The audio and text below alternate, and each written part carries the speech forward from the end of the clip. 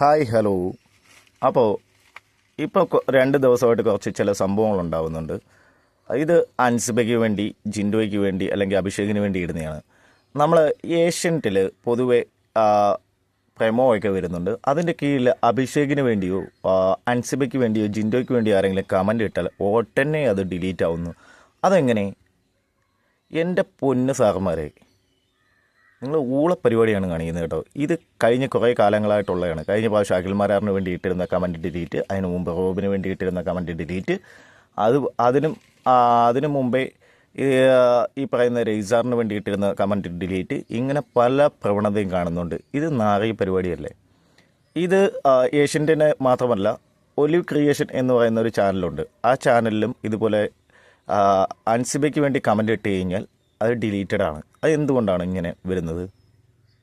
അപ്പം എന്ത് വന്നാലും ഇപ്പം അൻസിബ കട്ടിലിരുന്നുകൊണ്ട് ഗെയിം കളിക്കുന്നു എന്ന് പറഞ്ഞുകൊണ്ട് ആ പുള്ളിക്കാരനൊരു ഇതിട്ടിരുന്നു.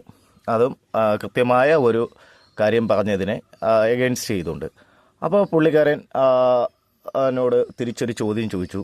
അതെന്താ അൻസിബയെക്കാട്ടിലും അവിടെ ഇരുന്ന് ജാസ്മിനല്ലേ കട്ടിൽ ഗെയിം കളിച്ചത്? നിങ്ങൾ നോക്കുക, പലരെയും കുത്തിത്തിരിച്ച് വെളിയിൽ കൊണ്ടുപോകാൻ കാരണം ആരാണ്? ജാസ്മിനാണ്. ഇപ്പോൾ സിജോയും അല്ലെങ്കിൽ ഈ പറയുന്ന ഈ അർജുനയൊക്കെ ഈ വെറും പാവാട റോളിലാക്കിയത് ആരാണ്? ഇവിടെ പലരും പറയുന്നു അർജുനും അല്ലെങ്കിൽ സിജോയും ഒക്കെ ബ്രില്യൻ്റ് ഗെയിമാണെന്ന്. എനിക്ക് മനസ്സിലാവുന്നില്ല. ജാസ്മിൻ്റെ കീഴിൽ കിടന്ന് അഭിപ്രായങ്ങൾ പറയുന്നതാണോ ബ്രില്യൻ്റ് ഗെയിം? ഇവരും പബ്ലിക്കായിട്ടൊന്നും പറയുന്നില്ല. ഇനി ഗെയിം പറയാൻ വേണ്ടി പബ്ലിക്കായിട്ടൊന്നും കളിക്കേണ്ട കാര്യമില്ല. ഈ വീടിൻ്റെ അവിടെ എവിടെ ഇരുന്ന് പറഞ്ഞാലും അത് ഗെയിം തന്നെയാണ്. കട്ടിൽ എന്നൊക്കെ വിളിച്ച് അധിക്ഷേപിക്കുമ്പോൾ ഒന്ന് ആലോചിക്കുക. കട്ടിലിരുന്ന് പരിപാടി ചെയ്തത് ഒരിക്കലും ജാസ്മിനല്ല. ജാസ്മിന് കട്ടിലിരുന്ന് എന്തെല്ലാം കടിക്കുക, നക്കുക, തുപ്പുക, ഇങ്ങനെയുള്ള പ്രവൃത്തികളൊക്കെ ചെയ്തത് എല്ലാവരും കണ്ടതാണ്. ഇവിടെ ഏഷ്യൻറ്റും കൂടെ അല്ലെങ്കിൽ ചില ചാനലും കൂടി മനഃപൂർവ്വം അൻസിബ, അഭിഷേക്, ജിൻഡോ എന്നിവരുടെ കമൻറ്റുകൾ വരാതിരിക്കാൻ വേണ്ടി കഷ്ടപ്പെടുന്നത് കാണുന്നുണ്ട്. അത് ഡിലീറ്റാക്കി നന്നായിട്ട് കഷ്ടപ്പെടുന്നതും മെനക്കെടുന്നതും ഒക്കെ കാണുന്നുണ്ട്. എന്തായാലും അഭിനന്ദനങ്ങൾ അർഹിക്കുന്ന ആ ഒരു പ്രവണത തന്നെയാണ്. കഷ്ടം തന്നെ ബിഗ് ബോസേ, കഷ്ടം തന്നെ. ഇതിലും നല്ലത് നിങ്ങളൊരു കാര്യം ചെയ്യുക, ഈ കപ്പെടുത്ത് ജാസ്മിനങ്ങ് കൊടുക്കുക. ഇത്രയും പേരെയും കൂടെ ഇട്ട് വട്ട് കളിപ്പിക്കേണ്ട ആവശ്യം നിങ്ങൾക്ക് ഒരാവശ്യമില്ല.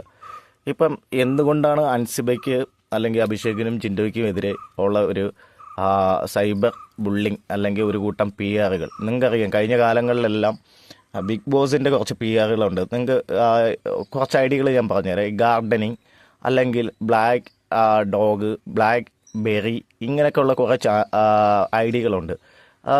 ബിഗ് ബോസ് തുടങ്ങിയ കാലം മുതൽ ഈ പറയുമാതിരി ബിഗ് ബോസിന് താല്പര്യമുള്ള കുറച്ച് ആൾക്കാർക്ക് വേണ്ടി, കൃത്യമായിട്ട് പറഞ്ഞാൽ കഴിഞ്ഞ വർഷം ശോഭയ്ക്ക് വേണ്ടി, കഴിഞ്ഞതിൻ്റെ അങ്ങേ വർഷം ജാസ്മിന് വേണ്ടി, കഴിഞ്ഞതിൻ്റെ അതിനു മുമ്പ് വർഷം ആര്യയ്ക്ക് വേണ്ടി, ഇങ്ങനെയൊക്കെ പ്രവർത്തിച്ചിരുന്ന കുറച്ച് പി ആറുകൾ, അതായത് ബിഗ് ബോസ് തന്നെ ഇറങ്ങുന്ന പി ആറുകൾ, അവരുടെ കമൻറ്റുകൾ വന്ന് കണ്ടമാനം കുന്നുകൂടുന്നത് കാണാം. അതെല്ലാം നോക്കിക്കോ, 4-5 വർഷമുള്ള മുമ്പെയുള്ള ഫേക്ക് ഐ ഡീസാണ്. ഒന്നിനും ഒറിജിനൽ ഐ ഡി ഇല്ല. ഇപ്പോൾ അതിൻ്റെയൊക്കെ പേര് മാറ്റിയിട്ട് പുതിയ പുതിയ ഐഡിയകളും വരുന്നുണ്ട്. അപ്പോൾ ഇതെന്ത് വൃത്തികെട്ട പരിപാടിയാണ്? അവർക്ക് വേണ്ടി ഫേവർ ചെയ്യാനാണെങ്കിൽ പിന്നെ ജനങ്ങളെ എന്തിനു കാണുന്നു? അവരെ കൊണ്ട് എന്തിനു വോട്ട് ചെയ്യിപ്പിക്കുന്നു? ഇപ്പോൾ ഈ 3 പേരെയും ഡിഗ്രേഡ് ചെയ്യുക എന്നുള്ളതിന് കാരണം എന്ന് വെച്ചാൽ ഇവർ 3 പേരും ജാസ്മിൻ്റെ മുകളിലാണ് വോട്ടിംഗ് പെർസെൻറ്റേജിൽ. ഇപ്പോൾ അഭിഷേക് ആയാലും അൻസിബ ആയാലും, അൻസിബ മുകളിൽ കയറിയത് ആർക്കും അങ്ങോട്ട് പിടിച്ചിട്ടില്ല കേട്ടോ, ദഹിച്ചിട്ടില്ല. പ്രത്യേകിച്ചും ഈ കടി ആർമിയില്ലേ, ജാസ്മിൻ ആർമി എന്ന് പറയുന്ന സാധനത്തിന്, അതിന് തീരെ പിടിച്ചിട്ടില്ല. അപ്പോൾ ഈ കടിയുള്ളവർക്ക് വേണ്ടി മാത്രമാണ് ഈ ഗെയിമെങ്കിൽ അത് എന്താ പറയുന്നത്, നമുക്ക് മനസ്സിലാവുന്നില്ല ആ ഗെയിം. അപ്പോൾ ഇത് വൃത്തികെട്ട പരിപാടിയാണെന്ന് ഒന്നും കൂടെ ഓർമ്മിപ്പിച്ചുകൊണ്ട് നന്ദി, നമസ്കാരം, thank you for watching, by.